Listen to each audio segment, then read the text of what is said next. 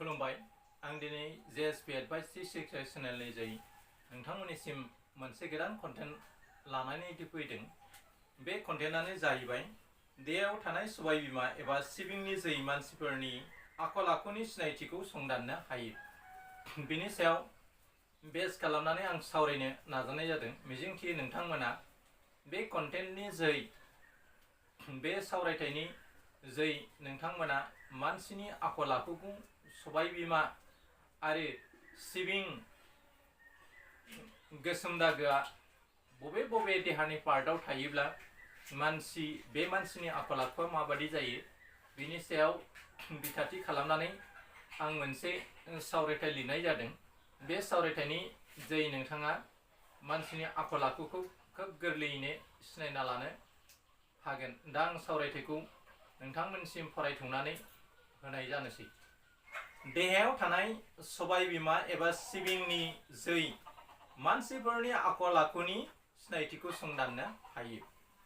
देहायाव थानाय सबाय बिमा सिबिंनि जोहै मानसिफोरनि आखल आखुनि सिनायथिखौ संदाननो हायो। मानसिनि देहायाव थानाय सिबिङा गावानो मोनसे गोथौ ओंथि बेरखांहोनो हानाय गुन थायो। बेबादिनो जोंनि देहानि बायदि जायगायाव थानाय सबाय बिमा एबा फिसा सिबिं दागोआ गोथौ ओंथिखौ सिखोमाना लायो। बेनि महरा खायसेया फिसा गेदेर महरनि नुनो मोनो।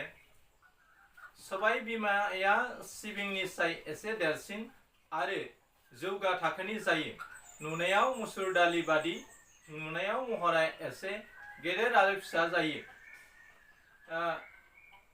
देहानि जायखि जाया जायगायाव बे सबाय बिमाया थायो।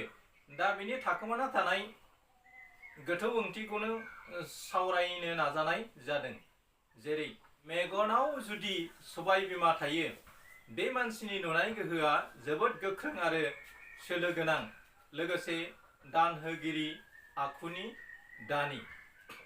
मेगनाव जुदि सबाय बिमा थायो एबा सिबिं दागो थायो, बे मानसिनि नुनाय गोहोआ जोबोद गोख्रों आरो सोलो गोनां, लोगोसे दान होगिरि आखुनि दानि। नैथियाव फैदो। नैथि, मोखांनि आगसिथिं सबाय बिमा एबा सिबिं थानाय सुबुङा सुस्थिर आरो दिदोम आखुनि जायो। थामथि, मोखांनि आगदाथिंजाय सबाय बिमा थायोब्ला मान सन्मान आरो रायजोआरि सुखुनि बिगोमा जायो, मुंदांखा सुबुं जायो। ब्रैथि, आगदाथिं आरो खिलाखुन्थिनि गोजौआव सबाय बिमा थायोब्ला बे मानसिया जिउआव दुखु दाहाजों जिउ खुंनो गोनां जायो।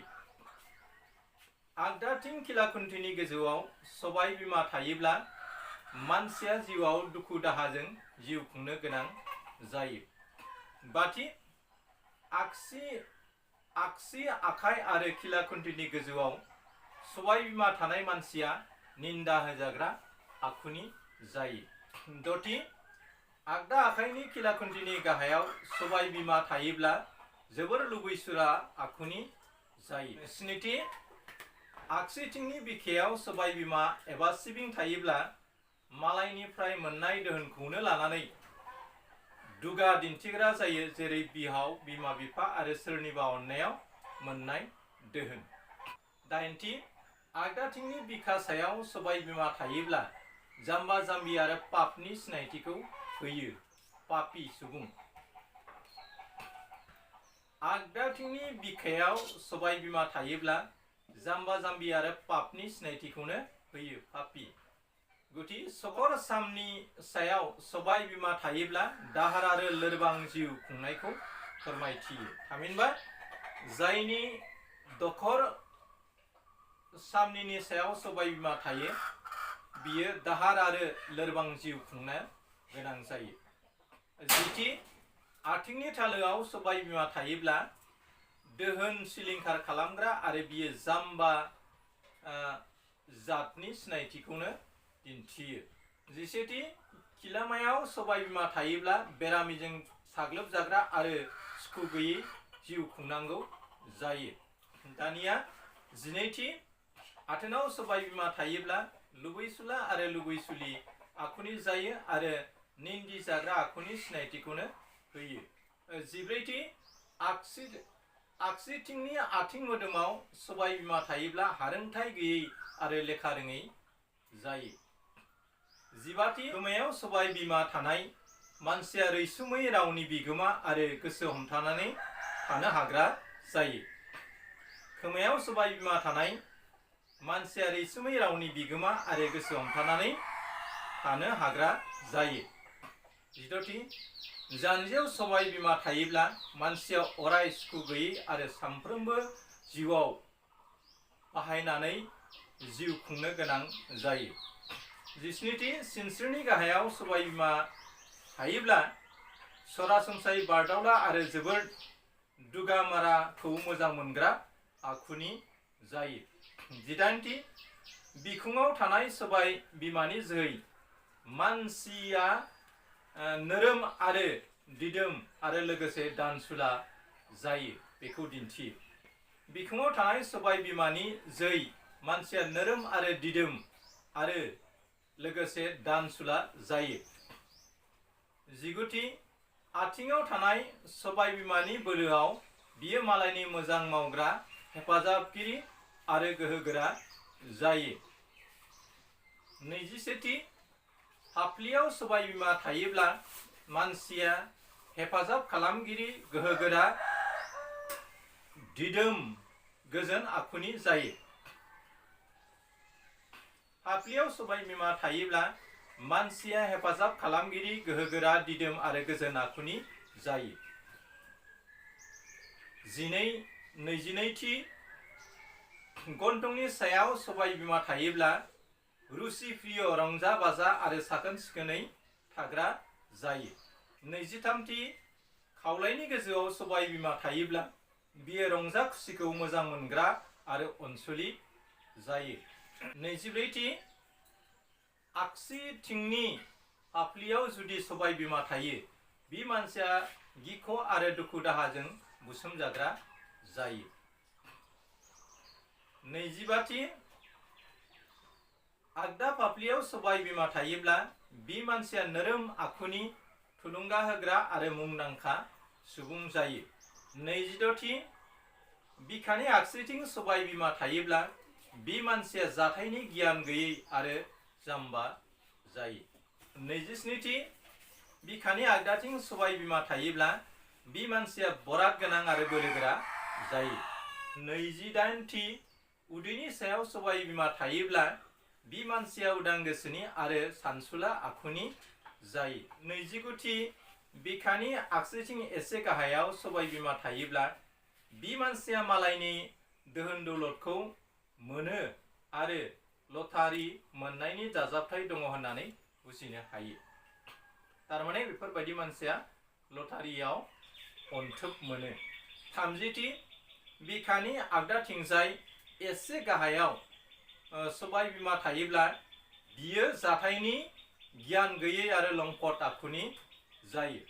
बिखानि आगदाथिं एसे गाहायाव सबाय बिमा थायोब्ला बियो जाथायनि गियान गैयै आरो लंपट आखुनि जायो। थामजिसेथि गन्थंनि थिक गोजौआव मोननै मेगन मुसुगुरनि गेजेराव सबाय बिमा थायो अब्ला बे सबाय बिमाखौ राजतिलक बुंनाय जायो। बेबादि सबाय बिमा थायोब्ला बियो सासे गेदेर पुण्य मोननाय सुबुं आरो गियाननि बिगोमा जायो। थामजिनैथि बिखुङाव सबाय बिमा थायोब्ला बियो दुखु गोनां आरो मालायनि खोथा मथ' सोलिग्रा सुबुं जायो। थामहिनबा मालायजों बाहायजाग्रा पुतुला जायो।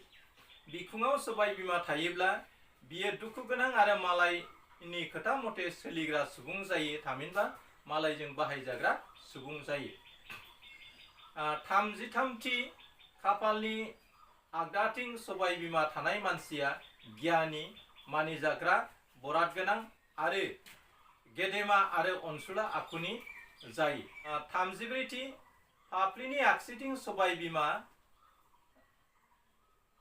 बिमा थायोब्ला बि मानसिया सोलो गैयै जाम्बा आरो खिबु सेरथे आखुनि जायो। थामजिबाथि गोदनानि आगदाथिं सबाय बिमा थायोब्ला बे मानसिया जोबोद बराद गोनां आरो सुखि जायो। 36थि गोदनानि आगसिथिं सबाय बिमा थायोब्ला बे मानसिया दुखुथिया, गियान गैयै आरो मालायखौ रायखोमाग्रा आखुनि जायो, निन्दिनानै मोजां मोनग्रा जायो। 38थि आगदा खिलाखुन्थियाव सबाय बिमा थायोब्ला बे मानसिया बराद गोनां जायो आरो मोजां आखुनि फिसाज्ला मोनो आरो मिनि खुसियै जिउ खुंनो हायो। 39थि उदैनि सायाव सबाय बिमा थायोब्ला बे मानसिया अराय रायज्लायग्रा जायो आरो जानाय लोंनायाव थोआ थोआ खालामग्रा आखुनि, थामहिनबा लुबैसुला जायो। दा नोंथांमोना देहायाव थानाय सबाय बिमा एबा सिबिंनि जोहै मानसिफोरनि आखल आखुनि सिनायथिखौ संदाननो माबोरै हायो बिनि सायाव आं नोंथांमोननो टिपाइसन होबाय। मिजिंथियो नोंथांमोना गाव गावबो बेफोर सबाय बिमा थामहिनबा सिबिं दागो थानाय सुबुङा मा जायगायाव गावनि सोलेराव दङ बेखौ गावबो आरो मालायाबो नुनानै सिनायनो बुजिनो हानाय जागोन। लोगोसे आरो बेफोर सुबुङा माबायदि आखुनि बेखौ मिथिनो हागोन। दा जोबथायाव जायफ्रा गोदान बिथांमोनखौ आंनि JSP एडभाइस 365 इउटुब चेनेल लोगोसे फेसबुक पेजखौ फल' खालामना ला, जाहाथे नोंथांमोना आंनि गोदान गोदान लेटेस्ट भिडिअफोरखौ नोंथांमोना सहैनो हायो आरो आंनि बायदि सोरगिदिं बिथिंखौ लानानै आं बे JSP एडभाइस 365 चेनेलाव सावरायबाय थायो। बावहाय आङो समाजारि जेंनानि सायावल' सावराया, बावहाय आङो बडि लेंगुवेजनि सायाव, लेक्सारनि सायाव बा ससियेल माखासे जाथायफोरनि सायाव आरो मालाबा पलिटिकेल आर्टिकेलबो आं लाबोनाय जायो। दा बेफोरबायदिनो आं गोबां किसिमनि आर्टिकेल बे चेनेलाव सावरायनाय जायो। दा बेफोरखौ मिथिनो नोंथांमोना आंनि बे चेनेलनि जोहै हागोन। आरो जोबथा बुब्लियाव नोंथांमोननिसिम आंनि गोरबो बिखानि गाहाम हामलायनायखौ बावहरनानै आं दिनैनि कन्टेन्टखौ एसेयावनो फोजोबनाय जाबाय। गोजोन्थों, खुलुमबाय, जै बर' हारिनि।